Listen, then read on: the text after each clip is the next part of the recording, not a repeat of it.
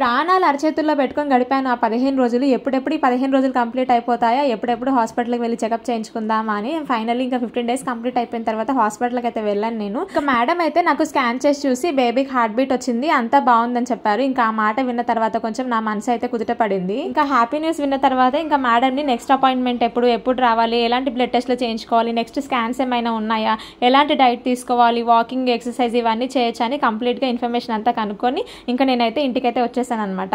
అయితే నేను బస్సులో అయితే ఏం జర్నీ చేయలేదు. అంటే కుకట్పల్లి నుంచి హబ్సిగూడ వరకు మెట్రో ట్రైన్ అయితే ఉంటుంది.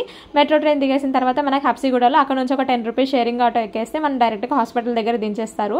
ఇంతకీ నేను చూపించుకుంది ఎక్కడ అని చాలా మంది లాస్ట్ వీడియోస్లో నా పీసీఓడి జర్నీలో అడిగారనమాట.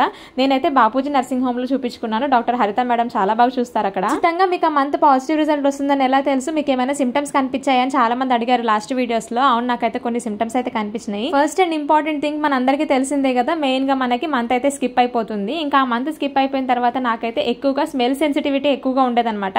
అంటే చిన్న స్మెల్ ని కూడా తట్టుకోలేకపోయేదాన్ని. ఇంట్లో ఎవరైనా ఆమ్లెట్ వేసినా కూడా బయటకు వెళ్ళిపోవాలనిపించడం, పాలు కాగబెడితే కూడా అసలు ఇంట్లో ఉండాలనిపించకపోవడం, అన్నం వండితే కూడా ఆ స్మెల్ కూడా పడేది కాదు. సో అట్లా వామిటింగ్ సెన్సేషన్ లాగా అనిపించేది కానీ వామిటింగ్స్ మాత్రం అయ్యేవి కాదు.